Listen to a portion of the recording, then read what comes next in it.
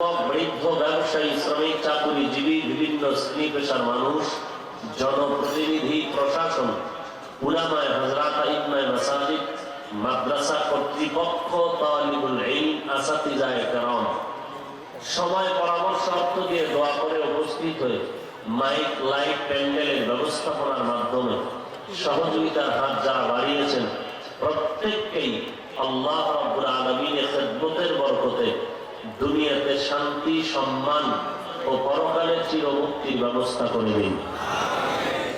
আমি আপনাদেরকে মহব্বতের সাথে বলছি, আপনারা যেন গুনাহের থেকে বাঁচতে পারেন।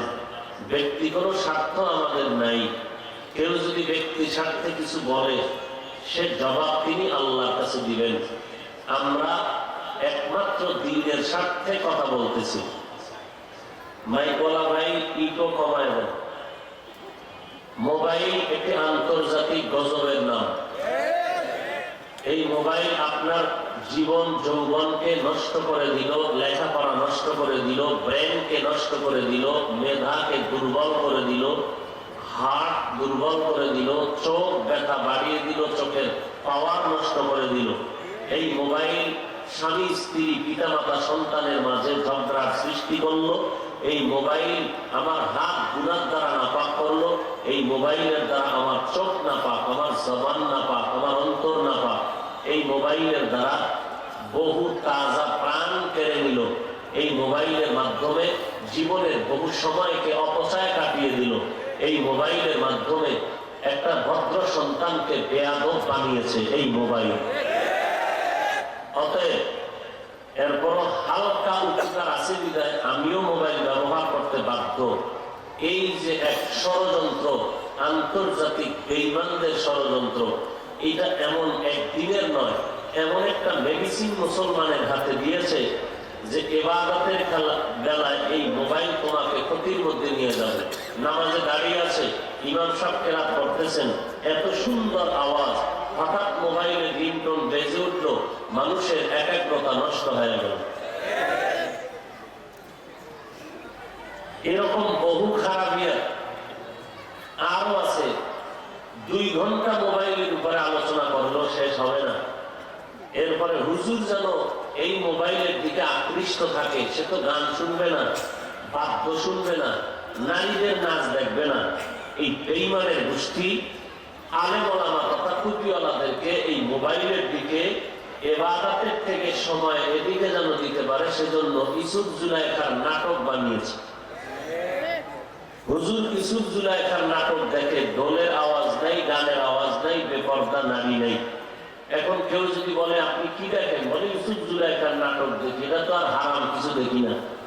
কিন্তু এর পেছনে পড়ে ছাত্রদের লেখাপড়ার যেই দায়িত্ব পালনের আমার উপরে আমানতদারি আছে, সেখানে ঘাটতি হচ্ছে কোনো খবর নেই। এইভাবে প্রত্যেকটা সেক্টরে আমাকে দুর্বল করে দিয়েছে এই মোবাইল। যাই হোক, আল্লাহ এর থেকে পরিত্রাণ দিবেন কিনা জানি না, তারপর বলার দরকার যতটুকু আমি চেষ্টা করি প্রত্যেক প্রোগ্রামে এ নিয়ে কিছু কথা বলার জন্য। যুব সমাজের চরিত্র ধ্বংস করার যত উপকরণ আছে, মদের নেশা, জুয়ার নেশার থেকে সব থেকে বড় নেশা এই গজবের মোবাইলের নেশা। ঢাকার ছেলে কক্সবাজারের সন্তানের সাথে মোবাইলে গেমস খেলে সময় কাটায়। বাবার পকেটের টাকা চুরি করে মোবাইলে গেমস খেলার জন্য সন্তান করে না? করে। তবে যেই সন্তান বাবার পকেটের টাকা চুরি করবে, আল্লাহর শপথ, ওই বাবা কোটি টাকা কামাই করলেও কোনদিন টাকায় বরকত পাবে না।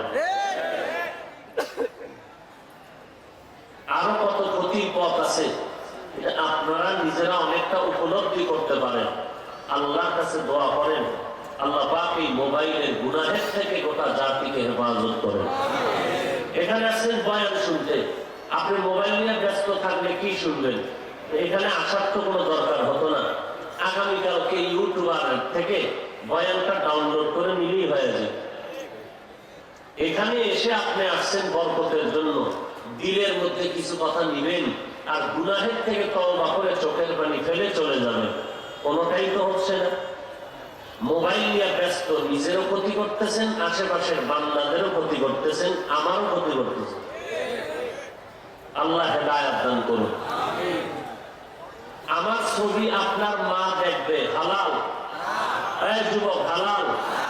আমার ছবি তুলিয়া তোর বোনকে দেখাবি, হালাল? এই ছবি তুলো কেন? শরীয়তের কোন জরুরত থাকলে তুলো, সেটা ভিন্ন কথা, ইসলাম অনুমোদন দিয়েছে। বলবা ইউটিউবওয়ালারা রেকর্ড করে কেন? এই ইউটিউবের রেকর্ডের বয়ান শুনে বহু বেনামাজি আজ নামাজি হয়েছে, বহু মদনী মদের বোতল ছেড়ে আজ পাদ্রী ধরেছে। কিছু উপকার তো আছে। আমি উত্তরবঙ্গে গত বছর না তার আগের বছর বয়ানে গেছি, একটা যুবক টুপি এবং জামা পরা, সে কলেজে পড়ে, সালাম দিয়ে বলে হুজুর দোয়া করবেন। তা আমি হঠাৎ করে বললাম মোবাইল থেকে দূরে থাকো। ছেলেটার জবাব দিয়ে ফেলল, হুজুর মোবাইল দিয়েই তো আপনাকে চিনেছি, মোবাইল দিয়েই তো আমি আজকে নামাজি হয়েছি, মোবাইলের বয়ান শুনেই তো আজ আমি গুনাহের পথ থেকে বাঁচতে পেরেছি। আমি চুপ হয়ে গেলাম, আর কোনো কথাই সামনে বাড়াইলাম না। তো যাই হোক, এটাও মুমিনের একটা ইমানের কঠিন পরীক্ষা। এই জন্য আমি বলি, সমস্ত ওলামায়ে কেরাম একমত, এই যুগে সব থেকে আল্লাহর প্রিয় কারা? সুন্নতে নববীর উপরে আমল করে যারা। আমি এর সাথে আরেকটা অ্যাড করি, এই যুগে আল্লাহর কাছে সব থেকে প্রিয় ওই বান্দাবান্দি যারা রসুলের আদর্শ মানার পাশাপাশি মোবাইলের গুনাহের থেকে নিজেকে বাঁচায় রাখতে পারে। এদের মতো প্রিয় আল্লাহর বান্দা জমিনের কোথাও নেই। আমি বয়ান করি চমৎকার, আমার মাথায় টুপি, দাড়ি, পাগড়ি সব আছে, কিন্তু বয়ান শেষে বাসায় গিয়ে যদি আমি মোবাইল চালায় রাত কাটিয়ে দিই, ফজর না পড়ি, আর পৃথিবীর কেউ দেখবে না, আল্লাহ দেখবেননি? আল্লাহ দেখবেননি? তাহলে সম্মান আর অপমান কে করবেন? আল্লাহর পক্ষ থেকে সব হয়ে যাবে। কলবের মালিককে বলেন, বলেন, কলবের মালিককে? কারো প্রতি কারো মোহাব্বত কলবে তৈরি করে দেন কে? আল্লাহ। এজন্য যেই বান্দা আল্লাহ হয়ে চলবে, আল্লাহ তাআলা গায়বী ভাবে হলেও বান্দাদের অন্তরে তার প্রতি মোহাব্বত তৈরি করে দিবেন। আর আমি যদি আল্লাহকে বেজার করে চলি, তাহলে মানুষের অন্তর থেকে মোহাব্বত আল্লাহ তুলে নিয়ে যাবে। আল্লাহ আমাদের সবাইকে মাফ করে দিন। এবার আমি আলোচনায় ঢুকি। যেহেতু সংক্ষিপ্ত সময়, আপনারা দীর্ঘ টাইম উলামায়ে হযরতদের পবিত্র জবান মোবারকে কোরআন সুন্নাহর আলোকে দিক নির্দেশনামূলক আলোচনা শুনতেছিলেন। বিশেষ করে আপনাদের সুপরিচিত আলোচক আব্দুর রহিম আল মাদানী দামাত বারাকাতুহুম, আপনাদের পাশে গাজীপুরে তিনি থাকেন, অত্যন্ত সুন্দর আলোচনা করতেছিলেন। এই যে আলোচনা, বলেন তো কোরআন হাদিসের আলোচনার থেকে আর দামি কি জিনিস আছে দুনিয়াতে? একটু বলেন তো আমাকে, বলেন। তাহলে সেই দামি আলোচনা বাদ দিয়া ফট করে মাইক নিয়ে যে মিছিল দিলেন, এটা কি আদব হইল? কোরআনের বয়ান বন্ধ করে মনে মিছিল দেওয়া, এটা আদব? এই জিনিসগুলো বলবে কে, আর মানবে কে, আর শুনবে কে? কোরআনের বয়ান চলতেছে, আমার আগমনে মিছিল দিলে কি পরিমাণ আমি আপ হয়ে গেছি। নিচে ছিলাম কি না, এখন উপরে উঠে গেছি। খামোখাই মিছিল দেওয়ার কারণ কি? মানুষ আমার চিনে না। মহা মুসিবত। আল্লাহ আমাদের বুঝার, আমল করার তৌফিক দান করুন। যাহা কিছু বলছি আবার বলি, একবার বলেছি আবার রিপিট করতেছি, যাহা কিছু বলতেছি একমাত্র উদ্দেশ্য গোটা জাতিকে জাহান্নাম থেকে বাঁচাতে চাই, নিজেও বাঁচতে চাই। আর কোনো মাকসাদ আমাদের দিলে নাই। অন্য কারো দিলে কিছু থাকলে সে জবাব তিনি আল্লাহর কাছে দিবেন। প্রত্যেকটা বক্তার অন্তরে নিয়ত হতে হবে, আমি বয়ান করি কেন? আল্লাহ বলা মানুষগুলো যেন আল্লাহওয়ালা হয়ে যায়, জাহান্নামের পথ থেকে মানুষ যেন জান্নাতের পথে চলে যায়। এটা মাথায় রেখে বয়ান করতে হবে।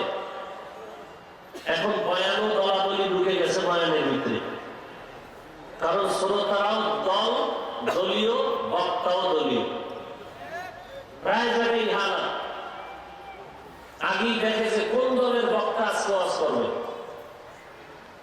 তো সেই দলের লোকেরা খুব খুশি। আগে দেখে মাথার টুপি কোন লাইনের, কারণ টুপি এখন দলীয় হয়ে গেছে। কওমিওয়ালাদের টুপি, আলিয়াওয়ালাদের টুপি, সাসিনা পীর সাহেবদের টুপি, সুন্নিয়াতের নামদারি তাদের টুপি, দেওবন্দীদের টুপি, চরমনাইয়ের টুপি, মানে দলে দলে ভাগ করেছে। মনে হয় যে পাঁচকুল্লি বিষের মতো লাগে আর এক দলের কাছে, মনে করে এটা চরমনাইয়ের টুপি। আবার এই পাঁচকুল্লি মাথায় দিছি অন্য টুপি, নিজে তো পরবই না, কেউ পড়তেছে তাও সহ্য করে নিতে পারি না, বিষের মতো লাগতেছে। মানে হিংসা এমন পরিমাণ দিলে ঢুকছে, কেউ কাউকে মেনে নিতেই পারি না। বক্তা জিহাদের বয়ান করতেছে, পাবলিক খুব খুশি, জিহাদি হুজুর, আমরাও জিহাদি শ্রোতা। অন্য লোক বয়ান মজা পায় না, কারণ এই গরম বয়ান তো এখন চলে না। বক্তা তাবলীগের বয়ান করতেছে, শ্রোতারা তাবলীগের বয়ান শুনতেছে। একদল বলে এই বয়ান, এই ঠান্ডা বয়ান এই জগতে এখন চলে না। আছে না নাই? বলে একজনে আমার একটা হাফিজ ভাই মাটির নিচের বয়ান করে আর কয়েকদিন খাইবেন। বুঝেননি মাটির নিচের বয়ান? কথা বলেন না কেন? বুঝেন? কবরের বয়ান, হাসরের বয়ান, জাহান্নামের বয়ান, জান্নাতের বয়ান। এই বয়ান দিয়া কতদিন খাইবেন? আমার মদিনার রাসূল যতদিন খেয়েছেন, সাহাবায়ে কেরাম এই বয়ান দিয়া উম্মতের মাঝে যতদিন চলেছেন, আমরা চেষ্টা করার দায়িত্ব, কামিয়াবি দান করবেন আল্লাহ। আমরা তো ঈমান এনেছি ওয়াল ইয়াউমিল আখিরি ওয়াল কদরি খাইরিহি ওয়া শাররিহি মিনাল্লাহি তাআলা ওয়াল বা'সি বা'দাল মাউত। আখিরাতের উপর ঈমান আনেন নাই? কিয়ামতের উপর ঈমান আনেন নাই? মরণের উপর ঈমান আনেন নাই? তো সবাই খালি গরম বয়ান দিবে জিহাদের, কবরের আযাবের বয়ান করবে কে? জিহাদের বয়ান দিলে মানুষ বাতিলের মোকাবেলায় তার ঈমানের স্পিরিট কিছু সময়ের জন্য গরম হয়, কিন্তু মানুষকে স্থায়ী জাহান্নাম থেকে বাঁচানোর জন্য জাহান্নামের বয়ানের বিকল্প নাই। আল্লাহ বুঝার আমল করার তৌফিক দান করুন। সবাই জিহাদের বয়ান করবে, সবাই এক লাইনের বয়ান করবে, জাহান্নামের বয়ান কে করবে? এক এক ফুলের এক এক গ্রাম, এক এক ফুলের এক এক গ্রাম। চরমনাইয়ের হযরত মরহুম পীর সাহেব রাহিমাহুল্লাহু তাআলা মাত্র ঘড়ি ধরা 45 মিনিট আজীবন বাংলাদেশের আনাচে কানাচে মাত্র 40 থেকে 45 মিনিট এই কবর জগৎ নিয়ে বয়ান করতেন। আজকে কি হয়েছে? ওই মানুষগুলো মদের বোতল ফেলে আসক্ত নামাজি হয়েছেন, দাড়ি সারাওয়ালারা দাড়িওয়ালা হয়েছেন, টুপিহীন মানুষটা টুপিওয়ালা হয়েছেন, দুষ্কর লোকটা সুদ ঘুষ ছেড়েছেন, বেনামাজি লোকটা নামাজি হয়েছেন, চোর ডাকাত আজকে হালাল পন্থায় চলতেছেন, অসাধু ব্যবসায়ীরা আজকে সঠিক রাস্তায় ব্যবসা করতেছেন। ওই লোকটা আগে সুদ খাইতে এখন খায় না। লক্ষ লক্ষ মানুষ আজ মদিনাওয়ালার আদর্শের রাস্তায় চলতেছে। এর দ্বারা খারাপ হইল না ভালো হইল? আল্লাহ বুঝার তৌফিক দান করেন। আরো মহব্বতে বলেন আজ আমি আপনাদের সামনে সংক্ষিপ্ত কিছু কথা বলার নিয়তে আপনাদের মুখস্থ করা একটা সূরা তেলাওয়াত করেছি। যারা কোরআন শরীফ পড়তে জানেন না তারাও এই সূরাটা শুনতে শুনতে মুখস্থ হয়ে গেছে। বিসমিল্লাহির রহমানির রহিম ওয়াল আসর ইন্নাল ইনসানা লাফি খুসর ইল্লাল্লাযীনা আমানু ওয়া আমিলুস সালিহাত ওয়া তাওয়াসাউ বিল হক ওয়া তাওয়াসাউ বিস সাবর। আল্লাহ তাআলা বলেন আসরের শপথ, ইন্নাল ইনসানা লাফি খুসর, নিশ্চিত পৃথিবীর সমস্ত ইনসান ক্ষতিগ্রস্ত, জাহান্নামী। ইল্লাল্লাযীনা আমানু, কিন্তু যাহারা ঈমান আনয়ন করবেন, ওয়া আমিলুস সালিহাত, যারা নেক আমল করবেন, ওয়া তাওয়াসাউ বিল হক, যারা ঈমান আমল অনুযায়ী অন্যদের দাওয়াত দিবেন। ওয়াতাওয়াসাউ বিস-সাবর। যারা ঈমান আমলের বিরোধিতা করে তাদের অন্যায়ের প্রতিবাদ জানাবেন। আল্লাহ বলেন এই চার গুণ মানুষ ব্যতীত বাকি সব ইনসানেরা জাহান্নামে যাবে। পয়গম্বরের হাদিস পড়েছি, নবী বলেন قال النبي صلى الله عليه وآله وسلم كل أمتي يدخلون الجنة إلا من أبى। নবী বলেন সব উম্মতেরা জান্নাতে যাবে, আমি নবীকে যারা মানে না তারা জাহান্নামে যাবে। নবীজিকে সাহাবায়ে কেরাম প্রশ্ন করলেন, হে পয়গম্বর আপনাকে কারা মানে না? নবী বলেন যারা আমার অনুসরণ করে তারা আমাকে মানে, যারা আমার অনুসরণ করে না তারা আমাকে মানে না, আর যারা আমাকে মানে না তারা জাহান্নামের শাস্তির যোগ্য হয়ে যাবে। এ হলো আয়াত এবং সূরা বা হাদিসের তর্জমা। সূরাটার নাম সূরা আসর, ছোট্ট একটি সূরা। এর পাওয়ার কত? চার মাযহাবের চার ইমামের একজন ইমামের নাম ইমাম শাফিঈ রাহমাতুল্লাহি আলাইহি। তিনি বলেন আম্মা জান আয়েশা রাদিয়াল্লাহু আনহার প্রসিদ্ধ বর্ণনা মতে কোরআনে হাকীমের আয়াত সংখ্যা ৬৬৬৬টা আয়াত, সূরার সংখ্যা ১১৪টা। হযরত ইমাম শাফি বলেন আল্লাহ কোন সূরা যদি নাযিল না করতেন, শুধু ওয়াল আসর সূরাটাই যদি আল্লাহ অবতীর্ণ করে দিতেন, আর সারা দুনিয়ার মানুষ যদি ওয়াল আসর সূরাটার উপরে আমল করত, বিনা হিসাবে মানুষগুলো জান্নাতে চলে যাইত। এবার বুঝেন ছোট্ট সাপের বিষের তেজ কেমন। ওয়াল আসর সূরাটা কেমন পাওয়ারফুল সূরা।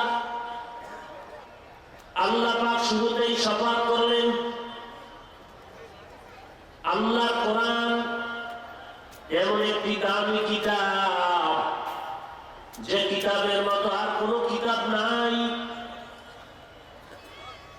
এই কিতাব অবতীর্ণ করেছেন আমার আল্লাহ, যে আল্লাহর সমতুল্য কেউ নাই। এই কিতাব আল্লাহ অবতীর্ণ করেছেন মদিনাওয়ালা নবীর কাছে। কেমন তিনি আমার নবী, যে নবীর মতো আর কোন নবী জমিনের মধ্যে নাই, জগতের মধ্যে নাই। কেমন নবী আমার, যে নবীর জীবনে কোনো মিথ্যা নাই। সেই নবীকে কেমন কিতাব দিলেন কোরআন, যার মধ্যে কোনো ভুল নাই। কেমন আল্লাহ কোরআনটা দিলেন যে আল্লাহর মধ্যে কোনো ভুল নাই, কোনো মিথ্যা নাই। কেমন আল্লাহ যে আল্লাহর কুদরত দেখলেও সওয়াব। কেমন কোরআন দিলেন যে কোরআনটা খুলিয়া তাকায় থাকলেও সওয়াব। কেমন নবীর কাছে আল্লাহ কোরআন দিলেন যে নবীর চেহারা দিয়ে তাকাইলেও সওয়াব। এমন একটা কিতাব আল্লাহ দান করেছেন। এই কোরআনের মধ্যে সূরা আসর আল্লাহ তাআলা বলেন এই কোরআনের কোন কথার মধ্যে সন্দেহ নাই। যালিকাল কিতাবু লা রাইবা ফীহি, কোরআনের ভেতরে কোনো সন্দেহ নাই। আপনাদের ধারণা মতে আছে কি কোনো সন্দেহ? আল্লাহর কোরআন সত্য না মিথ্যা? কত পার্সেন্ট সত্য? 100 বুঝি না, 1000 বুঝি না, পৃথিবী কিয়ামত পর্যন্ত যত পার্সেন্ট মানুষ তৈরি করবে এর থেকেও আরো বেশি আমার আল্লাহর কোরআন সত্য। ই কালামে জিন্দা কোরআনে হাকিম হিকমতে উলা ইয়াজালাসতু কদিম জামিউল ইলমি ফিল কোরআনে হাকিম تقاصرت عنه أفهام الرجال وخاقرها كلام الله بشر قديم استی নইনো। আল্লাহর কোরআন সত্য, কোনো সন্দেহ নাই। এবার আমাকে বলেন আল্লাহর কোরআন শপথের পরে সত্য নাকি আগেও?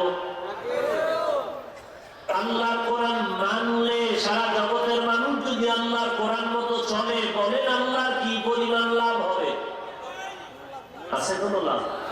সারা জগতের মানুষ যদি আল্লাহর কোরআনের বিরোধিতা করে, বলেন আমার আল্লাহর কি পরিমাণ ক্ষতি হবে? আল্লাহর কোরআন মানলেও আমার আল্লাহর কোনো লাভ নাই, আল্লাহর কোরআনের বিরোধিতা করলেও আমার আল্লাহর কোনো ক্ষতি নাই। আল্লাহর কোরআনে কসম খাইলেও কোরআন সত্য, কসম না খাইলেও কোরআনের শুরু শেষ পুরোটা কথাই সত্য। তাহলে প্রশ্ন হলো, আল্লাহ কেন কসম করেছে? আল্লাহর কোরআন তো এমনিতেই সত্য, কোনো ভুল নাই, তো শপথ করলেন কেন? শুধু এখানেই না, আল্লাহ কোরআনের বিভিন্ন জায়গায় শপথ করেছেন।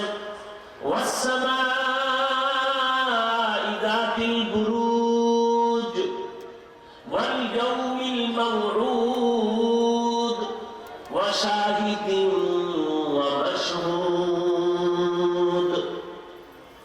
ওয়াশ-শামসি ওয়া দুহাহা ওয়াল কমারি ইযা তালাহা ওয়ান নাহারি ইযা জাল্লাহা والليل إذا يغشاها والنهار إذا جلاها والضحى والليل إذا سجى ما ودعك ربك وما قلى وللآخرة خير لك من الأولى لا أقسم بيوم القيامة ولا أقسم بالنفس اللوامة والتين والزيتون وطور سينين وهذا البلد الأمين আল্লাহ বারবার শপথ করেছেন কেন? আমরাও তো মাঝে মাঝে কসম করি। কেন করি? ভাই আমার কথাটা এমন, বা বিশ্বাস করি না, বলে কসম। কসম দিয়ে আমরা কেন কসম করে কথা বলি? বলে সন্দেহ থাকলে দূর করার জন্য কসম কাটি। কিন্তু আল্লাহর কোরআনের মধ্যে তো কোনো সন্দেহ নাই। আল্লাহ কেন কসম করেছেন তার সংক্ষিপ্ত জবাব হলো, আল্লাহ তাআলার সব কথাই গুরুত্বপূর্ণ, কসম খাওয়ার দরকার নাই। এরপর আল্লাহ কেন কসম করেছেন? মানুষের অন্তরের মধ্যে কথাটার গুরুত্ব বোঝাবার জন্য। অন্যান্য সব কথাই সত্য, তবে কসমের কথাটা আরো বেশি গুরুত্বপূর্ণ। আল্লাহ তাআলা যেই জিনিসের উপরে শপথ করেছেন ওই জিনিসটা বড় দামি বোঝাবার জন্য কসম খাওয়ার পরে সামনে যে কথাগুলো বলবে ওই কথাগুলো বড় দামি, ওদিকে মানুষের মন আকৃষ্ট করার জন্য। আল্লাহ বলেন ওয়াল আসর, আসরের শপথ। আল্লাহ আসরের শপথ করেছেন, তার মানে আসর বড় দামি একটি সম্পদ। আল্লাহ তাআলা তিনের কসম করেছেন, তিন বড় দামি একটি সম্পদ। জাইতুনের কসম করেছেন, জাইতুন বড় দামি একটি সম্পদ। আল্লাহ তাআলা তুর পাহাড়ের কসম করেছেন, তুর সিনা বড় দামি একটি সম্পদ। আল্লাহ তাআলা নিরাপদ শহর মক্কা নগরীর কসম করেছেন, মক্কা নগরী নিরাপদ শহর বড় দামি একটি জায়গা। এক একটা বিষয় নিয়ে কথা বললে লম্বা সময়। তিন কেমন দামি, জাইতুন কেমন দামি, নিরাপদ শহর মক্কা কেমন দামি। এর নবীর উম্মতের দল আসমানের কসম করেছেন, আসমানটা কেমন দামি। জমিনের কসম করেছেন, জমিনটা কেমন দামি। সূর্যের কসম করেছেন, সূর্যের আলোর কসম করেছেন। চাঁদের কসম করেছেন, চাঁদের আলোর কসম করেছেন। সূর্যটা কত দামি, চাঁদ কত দামি। লম্বা লম্বা হিকমত আর আল্লাহর মুহাব্বতের কথা আর কুদরতের নিদর্শনের ভেতরে লুকানো আছে। আমি মাঝে মাঝে বলি, এই কোরআন শরীফ 30 পারা 250 গ্রাম ওজন হবে না, কিন্তু এই কোরআনের ওজনটা কত, এর সীমাবদ্ধতা কত। বলে আল্লাহর এই 250 গ্রামের কোরআনের ওজন কত। এই জমিনের মধ্যে কত মুফাসসিরিনে কেরাম হাজার হাজার তাফসীর লিখেছেন, শেষ মাথায় যেতে পারেন নাই। এই কোরআনের একটা শাখা মুফতিয়ানে কেরাম কত ফতোয়া লিখেছেন, আজও পর্যন্ত শেষ করতে পারেন নাই। কিয়ামত পর্যন্ত কিনারায় যেতে পারবে না। কোরআনের এক একটা শাখা, দর্শন একটা শাখা, কিয়ামত পর্যন্ত এই শাখা নিয়ে যদি দৌড়াইতে থাকে ওই দর্শনের শেষ মাথায় যেতে পারবে না। বিজ্ঞান কোরআনের একটা শাখা, আল্লাহ তাআলা মহাবিজ্ঞান কোরআনের মধ্যে মধ্যে ঢুকায় দিয়েছেন। এর বান্দা এই লাইনে যদি দৌড়াও কিয়ামত পর্যন্ত সীমানায় পৌঁছতে পারবা না। আল্লাহর কোরআন এমন একটা ইলম জ্ঞান সম্পন্ন কিতাব আমার নবীকে দান করেছেন। আর সেই নবীকে বলেন, আল্লাহর নবীকে আল্লাহ বলেন, ওয়ামা উতিতুম মিনাল ইলমি ইল্লা কালিলা, আমি আপনাকে ইলম দিয়েছি খুবই সামান্য। এই কোরআন দিয়েছেন, এর ওজন পৃথিবীর কেউ বোঝা বহন করতে পারে না। আল্লাহ নবী আপনাকে যা দিয়েছি খুবই সামান্য, তো আল্লাহর কাছে আরো কত বেশি ইলম বাকি আছে। মেরা এজাজো করতন বেহিসাব খলকেরা দাদন জওয়াবে বাসওয়াব হকনা দারব দোস্তে খলকা জারেরা নিস্তে ই খসনত একে দিনদারেরা। আল্লাহ রাব্বুল আলামিন আসরের শপথ করেছেন, আর পরে বলেন নিশ্চিত, কোনো সন্দেহ নেই, ইন্নাল ইনসান, সারা দুনিয়ার মানুষ অবশ্যই জাহান্নামে যাবে। কথা কার? আর আজকে করে বলেন, আল্লাহর কথা কি পরিমাণ মিথ্যা বলেন না সত্য? আল্লাহ বলেন, কসম করার পরে বলেন নিশ্চয়ই সারা দুনিয়া ইনসান মানব জাতি সবাই জাহান্নামে যাবে। আল্লাহর এই কথা সন্দেহ আছে? তাহলে নামাজ রোজা করে আর লাভ কি? জিকির আজকার করে কি লাভ? কারণ আল্লাহ কইছে কসম খেয়ে নিশ্চয়ই সমস্ত দুনিয়ার মানুষ একজনও বাদ নাই, সবাই জাহান্নামে যাবে। ইন্নাল ইনসান লাফি খুসর, ক্ষতির মধ্যে জাহান্নামে যাবে, কোনো সন্দেহ নাই। আল্লাহর কথা সন্দেহ করার কোনো সুযোগ নাই, ঈমান চলে যাবে। এখন যদি কেউ বলে এ আল্লাহ যদি বলে থাকে তো নামাজ পড়ে কি লাভ? আল্লাহ কয় কথা শেষ করি নাই রে পাগল, আমি কিন্তু নামের ব্রেক লাগায় দিলাম। সব মানুষ জাহান্নামে যাবে, কিন্তু 4 গুণওয়ালা মানুষ জান্নাতে যাবে।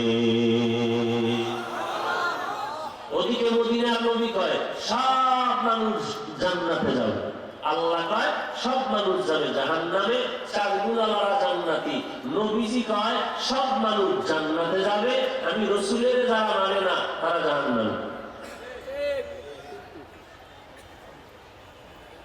রাসূলের কথায়ও কিন্তু নামের ব্রেক আছে, আল্লাহর কথাও কিন্তু নামের ব্রেক লাগাই দিয়েছেন। ইন্নাল ইনসানা লাফি খুসর ইল্লা, কিন্তু সব মানুষ জাহান্নামে যাবে, কিন্তু নবী বলেন সব উম্মতেরা জান্নাতে যাবে, কিন্তু কিন্তু বলে কথা শেষ না আরো আছে? এটা না শুনে গেলে প্যাঁচ লাগবে নি, কঠিন প্যাঁচ লাগাবে মানুষ। এই জন্য কোন আলোচকের আলোচনা, বক্তার বক্তৃতা শেষ এবং শুরু থেকে শেষ পর্যন্ত না শুনে কোন মন্তব্য করা, এটা আকলহীন ব্যক্তির পরিচয়। আল্লাহ তাআলা বলেন সব মানুষ জাহান্নামে যাবে, 4 গুণওয়ালা মানুষ জান্নাতে যাবে। এবার ভালো করে খেয়াল করেন, ওয়াল আসর সূরাটা কেমন পাওয়ারওয়ালা সূরা। আল্লাহ বলেন সব মানুষ জাহান্নামে যাবে, 4 গুণওয়ালা মানুষ জান্নাতে যাবে। এর মধ্যে 1 নাম্বার গুণের নাম হলো পরিশুদ্ধ ঈমান। 4 গুণওয়ালা মানুষ জান্নাতে যাবে, এই 4 গুণের মধ্যে 1 নাম্বার গুণের নাম শিরক মুক্ত ঈমান। 2 নাম্বারে বেদাত মুক্ত নেক আমল। 1 নাম্বার কি গুণ? আপনারা ঘুমাইতেছেন? হ্যাঁ, আপনি একটু ঘুমাইতে কোনো টেনশন নাই, ঘুম হইলো আনবো কপালে নাই। আপনারা ঘুমান কেন? আপনাদের টেনশন নাই। কোন নামাজেরও টেনশন নাই, রোজারও টেনশন নাই, জিকিরেরও টেনশন নাই, ফজরও পড়েন নাই, জহুর পড়েন নাই, আসর পড়েন নাই, মাগরিব পড়েন নাই, মোনাজাতের পরে এশার নামাজও পড়বেন না, সব দৌড়ায় বাসায় চলে যাবেন, গিয়ে ঘুমাবেন না, মোবাইল নিয়ে ব্যস্ত হয়ে ফজর পর্যন্ত মোবাইলের ব্যস্ততায় সময় কাটাবেন, আড্ডা দিবেন, আর ফজরের আজানের আধা ঘন্টা আগেই রেস্টে চলে যাবেন। তো আপনার বয়ান শুনলেও কি না শুনলেও কি, আসছি যেহেতু একটু কণ্ঠের আওয়াজ শুনে চলে যাবেন।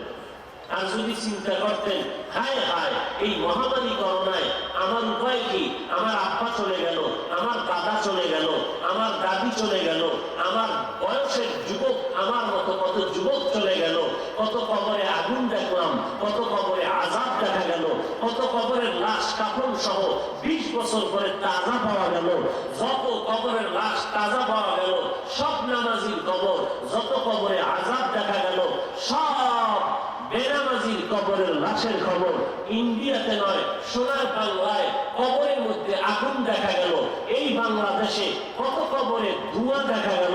এই বাংলাদেশের বহু বেনামাজির কবরে সব কিছু দেখা গেল। আবার এই বাংলাদেশের মধ্যে বহু লাশ 20 বছর 30 বছর পরে সাদা কাফন সহ তাজা পাওয়া গেছে, একটা দাগ পর্যন্ত কাফনে লাগে নাই। এই চিন্তা যদি করতো যে আমারও তো মৃত্যু হবে, আমি তো মুসলমান, আমার তো আল্লাহ আছে, আমার তো রসুল আছে, আমার তো ঈমান আছে, আমার তো জান্নাত আছে, আমার তো কিয়ামত আছে, আমার তো হিসাব দিতে হবে, এই চিন্তা যদি করতো তাহলে চুপচাপ না অধীর আগ্রহে কথা শুনতো আর চোখের পানি ফেলে আল্লাহর কাছে তওবার জন্য কান্না করত। আর এখন নিজেও কাঁদে না, অন্যের কান্নাটাও সহ্য করে নিতে পারে না, উল্টা প্রশ্ন করে ওয়াজের ভিতরে কান্না করে কেন, ওয়াজের মধ্যে মানুষ চিল্লায় কেন, অথচ প্রশ্ন তাকে করা দরকার ছিল, ও রাসূলের উম্মত কপাল পরা হতভাগা, তুই কোরআনের বয়ানে বসে কাঁদো না কেন? কারণ সমস্ত আম্বিয়া কেরাম কান্না করেছেন, এমন কোন সাহাবা নাই কাঁদেন নাই। এমন একজন আল্লাহ ওই জমিন থেকে যান নাই যার জীবনে কান্নার আওয়াজ নাই, অথচ তাদের আমলের ত্রুটি নাই। আমার নবীজির কোন গুনাহ নাই, তারপর সারা রাত নফল নামাজে কাটিয়ে দিয়েছেন। 10 জন সাহাবা দুনিয়াতেই জান্নাতের সুসংবাদ পেয়েছেন। এই কথাটা কি আপনারা কোনদিন শুনেছেন নাকি আজকেই নতুন শুনেছেন? যদি শুনে থাকেন আমাকে 10 জন সাহাবাদের মধ্যে 1 নম্বরে জান্নাতের সুসংবাদ পেলে পানেওয়ালা 1 নম্বরে কে, দ্বিতীয় কে, তৃতীয় কে, চতুর্থ কে? একটু তাদের ইতিহাস পড়ে দেখো রে ভাই।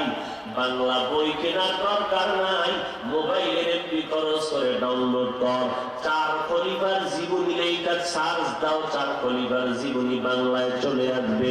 আবু বকরের জীবনীটা পড়িয়া দেখ, ওমরের জীবনীটা পড়িয়া দেখো রে বাবা, ওসমানের জীবনীটা পড়ে দেখো, হযরত আলীর জীবনী পড়িয়া দেখো। জান্নাতের সুসংবাদ পাওয়ার পর মরণ পর্যন্ত তারা কান্না করেছেন, কবরে কেমন করে থাকবে। এত নামাজ, এত নফল ইবাদত, এত তেলাওয়াত, এরপরেও তাদের কান্না বন্ধ নাই।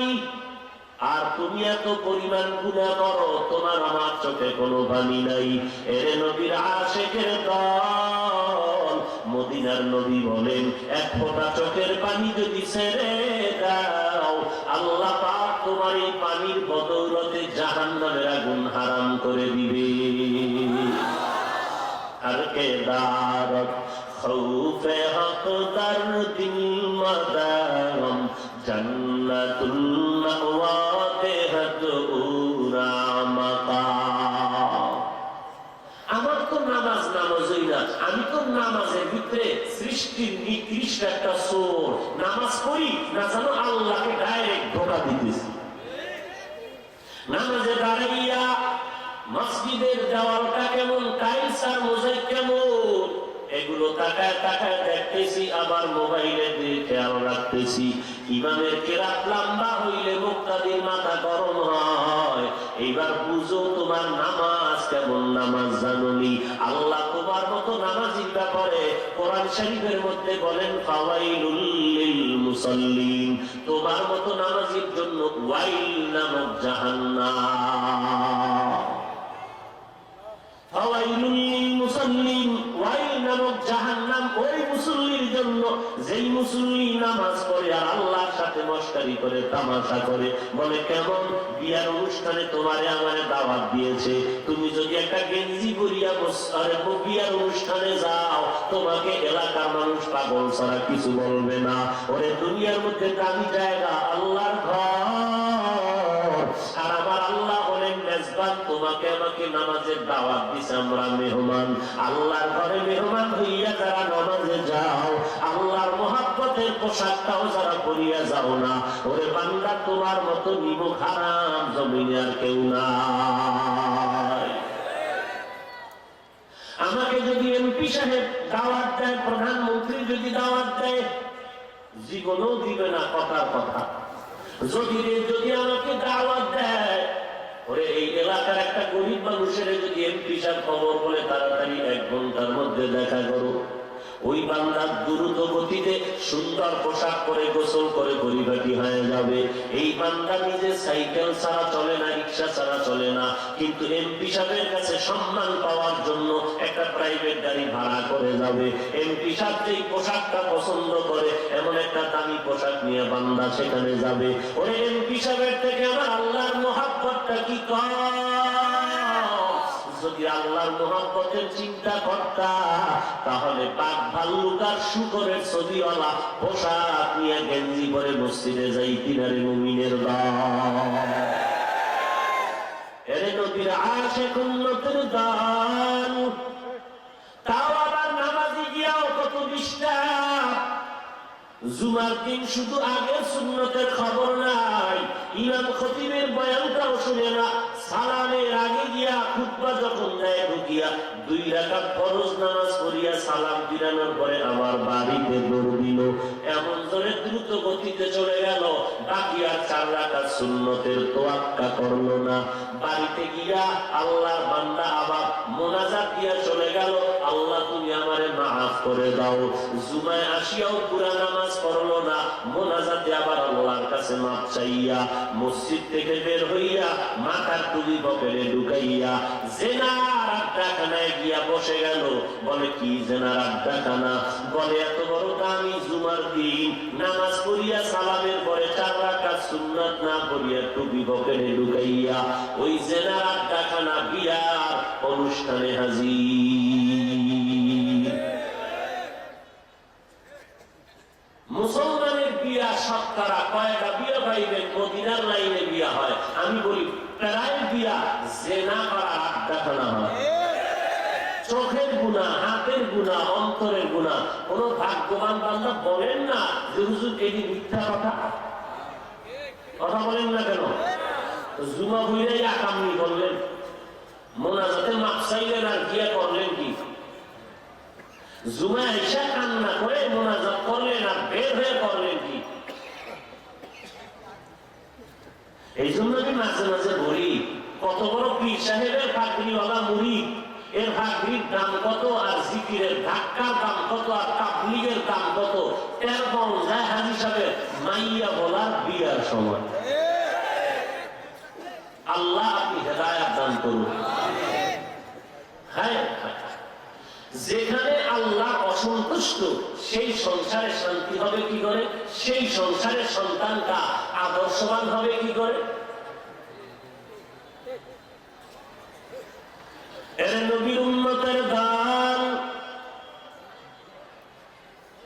আল্লাহ পাক বলেন, ও দুনিয়ার মানুষ, 4 গুণওয়ালা মানুষ জান্নাতে যাবে। 2 গুণ, 1 নম্বরে ঈমান, 2 নম্বরে নেক আমল। বাকি আরো 2টা গুণ আছে। ঈমান আমলের দাওয়াত দাও, ঈমান আমলের বিপক্ষে যারা তাদেরকে বাধা দাও, বারণ করো। এবার ভালো করে বুঝবেন 1 মিনিটের কথা। ঈমান আর আমলের সম্পর্ক বান্দার সাথে আমার আল্লাহর। আর বাকি আরো দুইটা যে গুণ আছে, ঈমান আমল অনুযায়ী অন্যদের দাওয়াত দাও, আবার অন্যায় পথে তুমি একটু বাধা দাও। এই দুইটা বাকি দুই দায়িত্বের সম্পর্ক বান্দার সাথে। ঈমান আছে, আমল আছে, কিন্তু আমি একা ঈমানওয়ালা আমলওয়ালা হলে চলবে না। আমার সন্তান, আমার ভাই, আমার বোন, আমার মা বাবা, আমার স্ত্রী পরিবার, এদেরকেও ঈমানের দাওয়াত দিতে হবে, আমলওয়ালা বানাতে হবে। এরপরে আমার ঘরের পাশের লোকগুলোর দাওয়াত দিতে হবে। অন্যায় যদি করে তাদেরকেও বাধা দিতে হবে। তবে দাওয়াত কেমনে দিব তারও সিস্টেম জানা লাগবে। অন্যায় করে বাধা কেমনে দিব তাও সিস্টেম অনুযায়ী দিতে হবে। একজন বুজুর্গ আপনাদের এলাকায় আছে, আপনি যদি ঘাড়ের উপর একটা থাপ্পড় দিয়ে এখন কেউ হুজুর জিকির টিকিট করেননি ঠিক মতো, এটা আদব হবে না বেয়াদবি? একজনে দেখতেছেন নামাজ পড়ে না, এর একেবারে টানতে হেসরায় মাটিতে গড়া মসজিদে ঢুকায় ফেলেন, নামাজ পড়ো আর না পড়ো ভিতরে বয়ে থাকে। এই অন্যায় বাধা দিচ্ছেন, এটা সিস্টেম না বেয়াদবি? বলেন, এইভাবে কাউকে জোর করে নামাজ পড়ানো জায়েজ নাই, পড়াইলেও সওয়াব নাই। একটা লোক রোজা রাখতেছে না, ওরে কানে ধরে রোজা রাখাইলেও জায়েজ নাই, রাখলেও সওয়াব নাই। একটা লোক নামাজ পড়তেছে না, ওরে পেটের বাড়ি দিয়ে নামাজ পড়ানো জায়েজ নাই, পড়লেও নামাজের সওয়াব নাই। করবেনটা কি? করবেন কি? গালি দেওয়া যাবে না, হারাম। গালি দেওয়া যাবে? একটা লোক নামাজ পড়ে না, গালি দেওয়া যাবে? হারাম। করবেন কি? হ্যাঁ, সরকার যদি কিছু চায় করতে পারবে, তার ব্যাপারে ইসলামের কিছু আইন আছে। সে যদি জেলখানায় ঢুকায় নামাজ না করার কারণে, ইসলাম তা সমর্থন করে। বুঝেন না কথা? চার মাযহাবের চার ইমাম একমত, নামাজ যারা পড়বে না এদের শাস্তি জেলখানায় ঢুকাও। আরো কঠিন আছে শাস্তির কথা। এটা কার জন্য? সরকার বাহাদুরের জন্য, ওই দেশের সরকারের জন্য। বাকি আমরা উম্মতেরা গালি দেওয়া ইসলামে হারাম, কাউকে অনর্থক ভাবে জুলুম করা হারাম। তো করবো কি? জোর করিয়া কাউকে নামাজ পড়ানো যাবে না, পড়াইলেও সওয়াব হবে না। তো কি করব? আল্লাহ পাক বলেন, এই বান্দাকে মুহাব্বতের আওয়াজে বয়ান দাও, এমন বয়ান দাও, এমন মুহাব্বতের ব্যবহার দাও, যেই মুহাব্বতের ব্যবহারে লোকটা নিজে নিজে আল্লাহর ইবাদতের জন্য তৈরি হয়। আল্লাহ বুঝার তৌফিক দান করুন। আর যদি একজনের নামাজ না পড়ে, খাস করে একটা থাপ্পড় দিয়ে বললাম, নামাজ পড়িস না কেন? যাও, একটু দিলে চাইছিল, জীবনও যেমন অবস্থাটা এমনই হয়। কি বলে? বাবাই যদি সন্তানের দমকে থাপ্পড় দিয়ে কোন জিনিস থেকে ফিরাইতে চায়, পারে না। বুঝের মাধ্যমে যেটা করে, এইটা তো হয় এবং স্থায়ী হয়। এটা কি হয়? স্থায়ী হয়। আল্লাহ বুঝার তৌফিক দান করে। তাহলে ঈমান দুই নম্বরে, নেক আমল, এই দুইয়ের সম্পর্ক বান্দার সাথে আল্লাহ, বাকি দুইটার সম্পর্ক বান্দার সাথে বান্দা। অতএব যার ঈমান আছে, আমল আছে, নাজাত পাবেন না। আরো দুই দায়িত্ব পালন করা লাগবে। নিজে ঈমানওয়ালা আমলওয়ালা হইছেন, আপনার সন্তানের খবর কি, আপনার মেয়ের খবর কি, স্ত্রীর খবর কি, হিসাব দিতে হবে আল্লাহর কাছে। চরমনের খবর কি, এই হিসাব আপনার থেকে আল্লাহ নিবে না। ও উম্মতেরা, তাবলীগওয়ালার খবর কি, এই হিসাব আপনার থেকে নিবে না। কওমিওয়ালার খবর কি, এই হিসাব আপনার থেকে নিবে না। আপনার ছেলের কি খবর, মেয়ের কি খবর, স্ত্রীর কি খবর, এই হিসাব আপনার থেকে নিবে, দিতে হবে। অতএব যেই হিসাব দেওয়া লাগবে সেই হিসাব রেডি করেন। ওই ফাও সরমনের বিরোধিতা করে ফেসবুক গরম করে কি হবে? আপনার বিরোধিতায় তাবলীগের কি ক্ষতি হবে? আপনার বিরোধিতা ফেসবুকে লিখলে দেওবন্দীদের কি ক্ষতি হবে? ক্ষতি তো আপনার হচ্ছে। শুধু শুধু কেন কবিরা গুনাহ মাথায় চেপে নিতেছেন?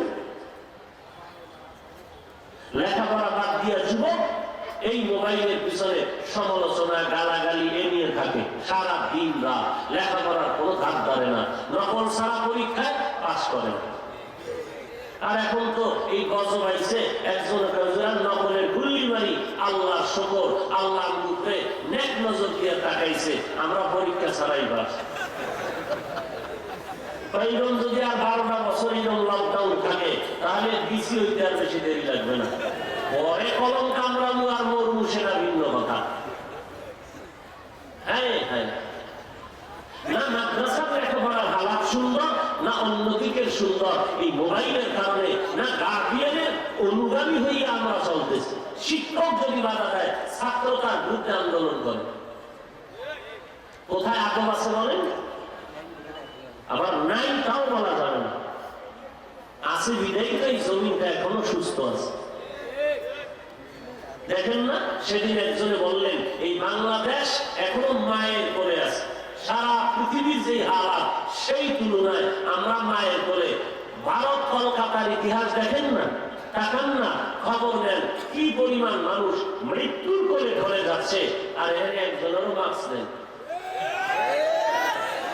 আছে নাই? পুলিশ দেখলে কইবে হ্যাঁ আমার পকেটের সিভার ভিতরে একটা আছে। ঠান্ডা বেড়ে যাচ্ছে, সতর্কতার জন্য মাস্ক ব্যবহার করা এটা উত্তম। আর দ্বিতীয় কথা হলো, এই কথা পুলিশ আর সরকার কেন বলবে? এটা তো রাসূল ১৫০০ বছর আগেই উম্মতকে সতর্ক করে গেছেন। পরিষ্কার পরিচ্ছন্নতার সাথে তুমি চলো, তোমার গায়ের দুর্গন্ধ, তোমার পোশাকের দুর্গন্ধ, তোমার মুখের দুর্গন্ধ অন্যকে যেন কষ্ট না দেয়। অন্যকে কষ্ট দেওয়া হারাম। কষ্ট দেওয়া কি হারাম? কেমনে বুঝাইতাম এই কথাগুলো? উম্মত বুঝতেই চায় না। এই যে এত মানুষ বসে আছে, আল্লাহ পাকের দয়া না থাকলে আমরা বেঁচে থাকার কোন উপায় ছিল? কিন্তু এরপরও তো আমরা আল্লাহর দিকে তওবার নিয়তে ফিরে যাইতে চাই না। আগেও যেমন ছিলাম, লকডাউন আর এই মহামারীর পরেও সেই একই গুনাহের মধ্যে আমি লিপ্ত আছি। আল্লাহ আমাদের সবাইকে হেদায়েত দান করুন। আর একটু সামনে আগাবো না, এখন মোনাজাত দিয়ে দিন। হায় হায় হায়। ১ নম্বরে ঈমান, ২ নম্বর নেক আমল। ঈমানটা কেমন? ঈমানটারে বান্দা তুমি মজবুত করে নাও। কেমন ভাবে তুমি ঈমানটারে মজবুত করবা? আল্লাহ একটা স্কেল দিয়ে দিয়েছেন কোরআন শরীফের মধ্যে। আমিনু কামা আমানান নাস। ও বান্দা, তোমার ঈমানটা সাহাবায়ে কেরামের ঈমানের সাথে মিলাও। সাহাবায়ে কেরামের ঈমান কেমন মজবুত? আবু বকর সিদ্দিক রাদিয়াল্লাহু তাআলা আনহু জান্নাতের গ্যারান্টি পাইয়াও নামাজে দাঁড়ায় দাঁড়ায় কান্না করতেছেন। আল্লাহর নবী বললেন, আবু বকর, আপনি তো জান্নাতের সুসংবাদ প্রাপ্তদের মধ্যে সিরিয়াল 1-এ আছেন, এরপরও কেন নামাজে কাঁদলেন? হযরত আবু বকর বলেন, পয়গম্বর, কোরআন শরীফের একটা আয়াত আমি কোরআন তেলাওয়াত করেছি নামাজে, আয়াতে আমারে কান্না করাইয়া দিল। বলে সেই আয়াতটা কি? আল্লাহ বলেন, ইন্নাল্লাহ আশতারা মিনাল মুমিনিনা আনফুসাহুম ওয়া আমওয়ালাহুম বিআন্না লাহুমুল জান্নাহ। আল্লাহ তাআলা বলেন, ও মুমিনের দল, আমি তোমাদের জান মাল কিনে নিলাম, বিনিময়ে তোমাদের জান্নাত দিয়ে দিলাম। নবী বলেন, এটা তো খুশির খবর, কান্নার কি আছে? আবু বকর বলেন, না, আমি তো জানেন কাপড়ের ব্যবসা করি, আমার দোকান আছে। আজকে সকালবেলা একজন মহিলা অনেকদিন আগে আমার কাপড় দোকান থেকে নেওয়ার পর আজকে কাপড়টা ফিরাই দিয়ে গেল। বিদায় বেলা বললাম, আম্মা জান, আমার দোকান থেকে কাপড় নিয়ে আজকে কেন ফিরাই দিলেন? আম্মা জান জবাব দিলেন, ও দোকানের মালিক, তোমার দোকানের কাপড়টা আমার পছন্দ হয় নাই, এতদিন ব্যস্ততার কারণে দিতে পারি নাই, আজকে দিয়ে গেলাম, কাপড় নাও, আমার টাকাগুলো ফিরাইয়া দাও। আমি নামাজে দাঁড়াইয়া আল্লাহর হাসরের ময়দানের কথা খেয়াল করে কান্না করি। কারণ আল্লাহ যদি কিয়ামতের ময়দানে আমি আবু বকরকে দাঁড় করায় জিজ্ঞাসা করে, আবু বকর, আমি জান্নাত দিলাম, বিনিময়ে তোমার জানমাল নিয়ে নিলাম, আমার জান্নাতটা পাওয়ার জন্য তুমি কি করেছো? আমি যদি বলি, আল্লাহ নামাজ, রোজা, হজ, যাকাত, কোরআন তেলাওয়াত করেছি, জিকির করেছি, ইবাদত করেছি, আল্লাহ যদি রাগ করে বলে, আবু বকর, তোমার ইবাদত তুমি নিয়ে যাও, আমার জান্নাতটা তুমি আমারে ফিরাইয়া দাও। যদি বলি, আল্লাহ কেন? আল্লাহ যদি বলে ফেলেন আবু বকর জান্নাত কামাই করার জন্য তুমি যে নামাজ পড়েছো, জিকির করেছো, দান সদকা করেছো, একটা আমল আমি আল্লাহর দরবারে পছন্দ হয় নাই, তোমার আমল তুমি নিয়ে যাও, আমার জান্নাত আমারে ফিরায় দাও। ওই কঠিন সময় আমি আবু বকরের উপায় কি হবে? তখন মা আর আপন কেউ থাকবে না, নবীরা পর্যন্ত নাফসি নাফসি বলে যেই ময়দানে কাঁদবে, সূর্যটা মাথার উপরে নেমে আসবে, সূর্যের গরমে জমিনটা টানা হয়ে যাবে, বেঈমান নাফরমান গুনাহগারে মাথার মগজগুলো ভাতের মারের মতো ফুটতে থাকবে। ওদিকে আল্লাহ তাআলার আহারিয়াতের আওয়াজ,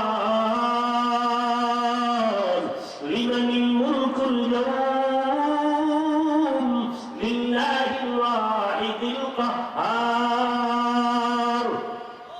আল্লাহ বলবেন আজকে হাসরের ময়দানে রাজত্ব কার? আল্লাহ তাআলার আওয়াজটা এত বিকট হবে, আল্লাহ পাকের কুদরতি আওয়াজের মধ্যে হাসরের ময়দানটা থরথর করে কেঁপে উঠবে, মানুষগুলো পাগলের মতো ছটফট করা শুরু করবে, হাসরের ময়দানের মানুষগুলো বেহুশ হয়ে যাবে, মাথার মগজগুলো সূর্যের গরমে ভাতের মারের মতো ফুটতে থাকবে। অপরদিকে জাহান্নামের আওয়াজ,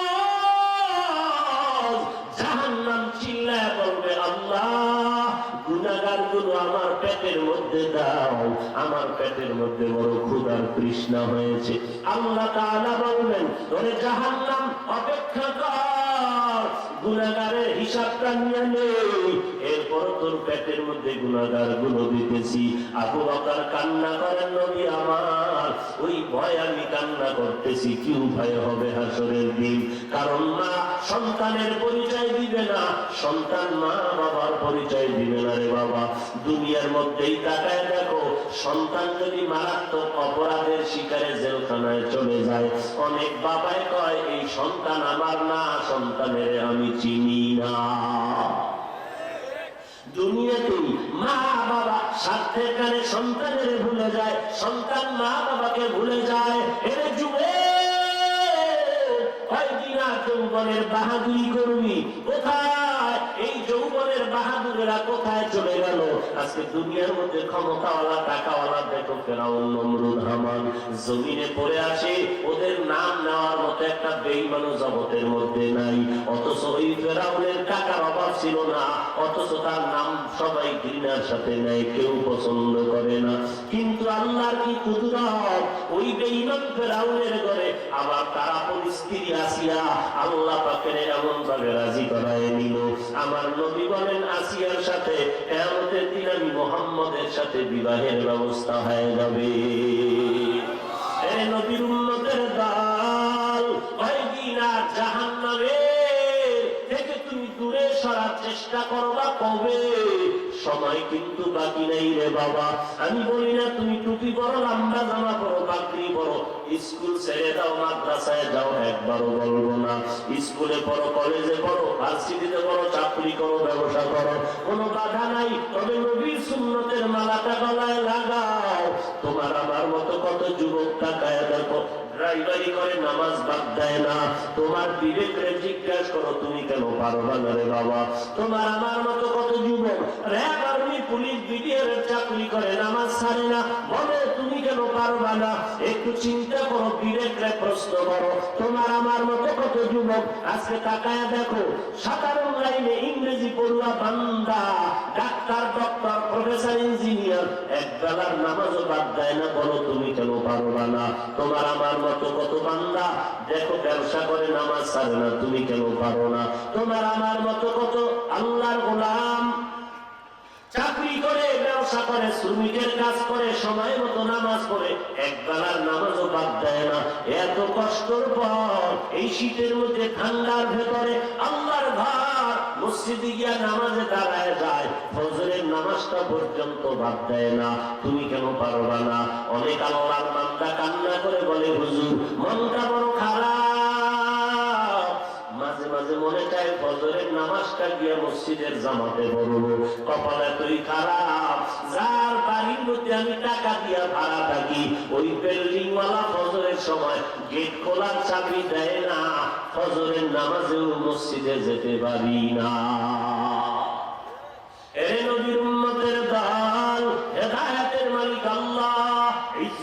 মালিক আল্লাহ, হায়াতের মালিক আল্লাহ, তওবা করে নাও, গলায় ছুরি আসবে মরে যাব, আর কোনদিন নবীর তরিকার বাহিরে চলবো না, মা বাবার বিরুদ্ধে কথা বলবো না, আলেম ওলামাদের বিপরীত লাইনে চলবো না, দেশের বিরুদ্ধে জাতির বিরুদ্ধে কোন ষড়যন্ত্র করবো না, নবীর সুন্নাত অনুযায়ী 5 বেলার নামাজ পড়বো, সহিভাবে কোরআন পড়বো, খাঁটি আল্লাহ ওয়ালাদের বন্ধু হইয়া নিজের জীবনটাকে আমলের দ্বারা সুন্দর করে সাজাবো।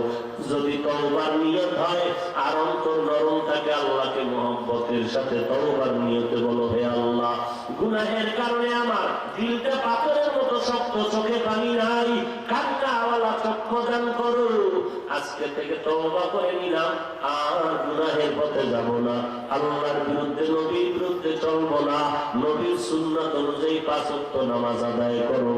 আল্লাহর কাছে বলো, হে আল্লাহ, আমাদের সবাইকে আপনি তওবা করার তৌফিক দান করেন, তওবার উপরে মজবুত হয়ে চলার তৌফিক দান করেন, আমিন। আলহামদুলিল্লাহি রাব্বিল আলামিন, والصلاة والسلام على سيد الأنبياء والمرسلين وعلى آله وأصحابه أجمعين يا أرحم الراحمين يا أرحم الراحمين يا أرحم الراحمين رب ارحمهما كما ربياني صغيرا اللهم إنا نعوذ بك من البرص والجنون والجذام ومن سيء الأسقام আয় আল্লাহ, কুদরতের নজর দিয়ে দেখে এই বিশাল ময়দানের ভেতরে কত উলামায়ে কেরাম হাত তুলেছেন, কত মুরব্বিরা আপনার দরওয়াজায় হাত তুলেছেন। আয় আল্লাহ, কলিজার টুকরা কত যুবক, কত ছাত্র ভাই